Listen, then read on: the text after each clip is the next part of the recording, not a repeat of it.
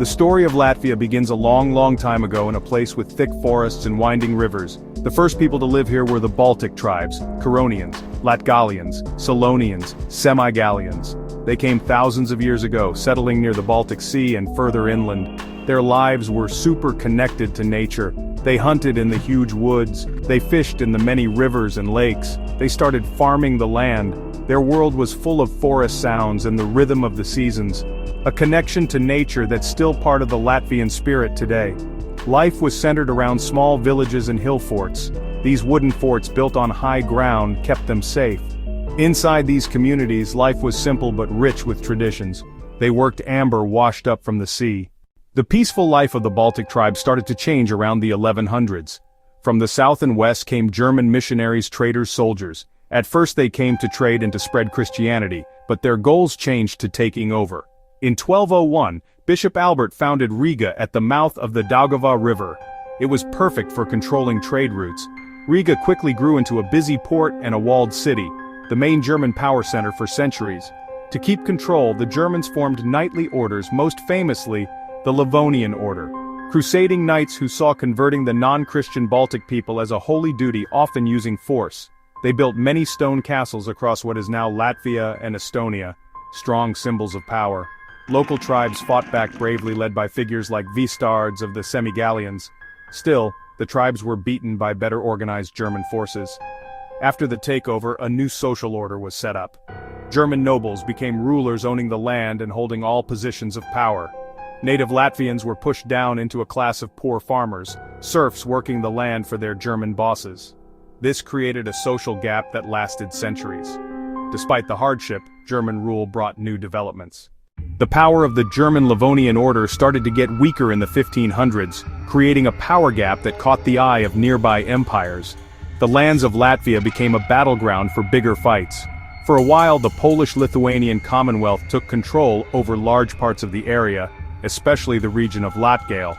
This time brought a strong Catholic influence, which you can still see in Latgale today, making it culturally different from the other parts of Latvia, which had mostly become Lutheran under German rule. In the early 1600s, another big power showed up, the Swedish Empire. King Gustavus Adolphus of Sweden saw how important the Baltic coast and its profitable trade routes were. After a series of wars with Poland-Lithuania, Sweden captured Riga in 1621 and took control over most of central and northern Latvia. The time of Swedish rule is often remembered in Latvia as a pretty good time. The Swedes were organized leaders who tried to make life better for the farmers. They started schools, translated religious books into the Latvian language, and tried to limit the power of the German noblemen. However, this time wasn't completely peaceful. The Great Northern War, fought between Sweden and a growing Russian Empire in the early 1700s, brought huge destruction to the land. Sickness, hunger, and the damage of war killed off a large part of the Latvian population, leaving the country weak and open to attack once more. By the end of the 1700s, the balance of power had shifted again. The Russian Empire, under leaders like Peter the Great and Catherine the Great, had become incredibly powerful. Through a series of wars and political divisions of the Polish-Lithuanian Commonwealth, Russia slowly took over all the areas that make up modern Latvia. By 1795, the entire region was under the control of the Russian Tsar. For the next century and more, Latvia would be a part of the huge Russian Empire. A new chapter that would bring both chances for new developments and new challenges to the survival of the Latvian people and their culture. Life under the Russian Empire was just more foreign rule, but it also brought unexpected things that sparked a powerful cultural movement. The German noblemen still controlled the land and local government, but the main power was now in St. Petersburg. The 1800s were a time of change all over Europe, with ideas of national pride and self-rule spreading widely.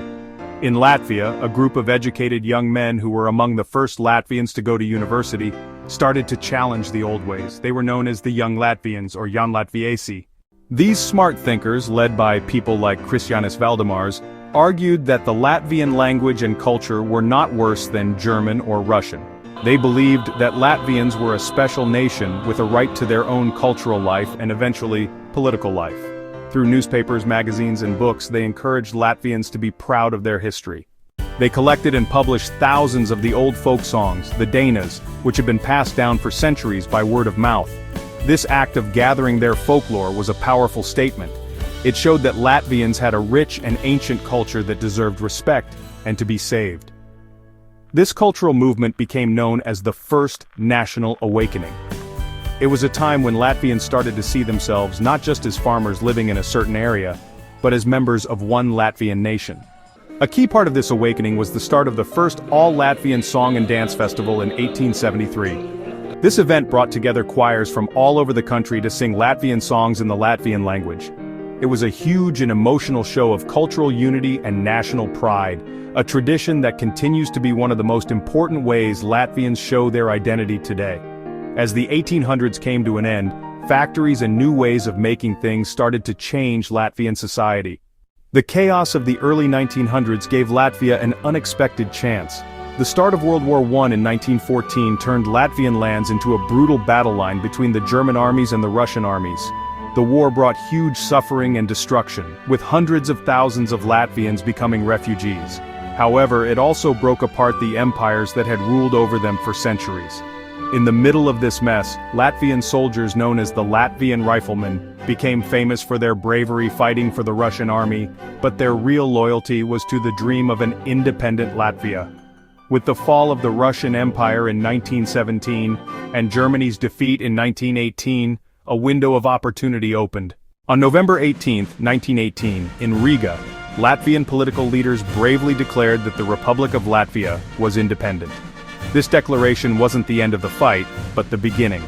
The new nation immediately had to fight a tough war of independence against the leftover German army and the advancing Soviet-Russian Red Army, which wanted to take back the territory. After almost 2 years of fighting, with important help from friends, Latvian forces won their freedom, and in 1920, Soviet Russia finally said Latvia was independent. The time between the wars was a golden age for the young country. For the first time in 700 years, Latvians were in charge of their own country. A democratic government was set up, and land changes were made, breaking up the big farms of the German noblemen and giving land to Latvian farmers. The Latvian language became the official language of the state, and culture, arts, and education bloomed. Riga became a lively European capital, often called the Paris of the North. It was a time of great hope and national pride, a short but bright period when the dream of a free Latvia was a real thing. This precious independence, however, was sadly very short. In 1939, Nazi Germany and the Soviet Union, led by dictators Adolf Hitler and Joseph Stalin, signed a secret deal known as the Molotov-Ribbentrop Pact. In this deal they agreed to split Eastern Europe between themselves. Latvia was given to the Soviet side. In June 1940 the Soviet Red Army invaded and took over Latvia, ending its independence. A year later in 1941 Nazi Germany invaded the Soviet Union and took over Latvia. After World War II ended, the Soviet Union took over Latvia again, and the nation was forced into the USSR as the Latvian Soviet Socialist Republic. This started almost 50 years of Soviet rule, a dark time in the nation's history. The government in Moscow put in place a communist system, taking private property and controlling everyday life. Thousands of Latvians were seen as against the government. Smart people, farmers, political leaders, and were arrested. On 2 terrifying nights in 1941 and 1949, tens of thousands were rounded up. Men, women, children, and sent in train cars to forced labor camps in Siberia. It remains a national trauma today. During Soviet rule, Moscow pushed heavy industry and Russification. Big factories were built, hundreds of thousands of workers were moved in, from Russia, other Soviet areas, to change who lived in the country and weaken Latvian identity. The Russian language was pushed in schools and public life, while using Latvian was often discouraged. Despite pressure and fear, the Latvian people never gave up hope. They kept their language, culture, memories of independence safe in their homes and in their hearts. By the late 1980s, the Soviet Union was weakening. Money problems, political pressure. Mikhail Gorbachev introduced glasnost, openness, and perestroika, restructuring, allowing more freedom to speak up. In Latvia, that opening was seized with passion. The Third National Awakening, more famously the Singing Revolution. People gathered in huge peaceful protests, not with weapons but with songs. They sang banned patriotic folk songs and waved the once forbidden red, white, red Latvian flag. Those singing events were powerful acts of saying no. A key moment, the Baltic Way, on August 23, 1989. To mark 50 years since the Molotov-Ribbentrop Pact, About 2 million people formed a human chain: Latvia, Lithuania, Estonia, stretching over 600 kilometers and linking the three capitals. It was a peaceful, stunning show of unity and the wish for freedom. The singing revolution proved Baltic spirit could not be broken.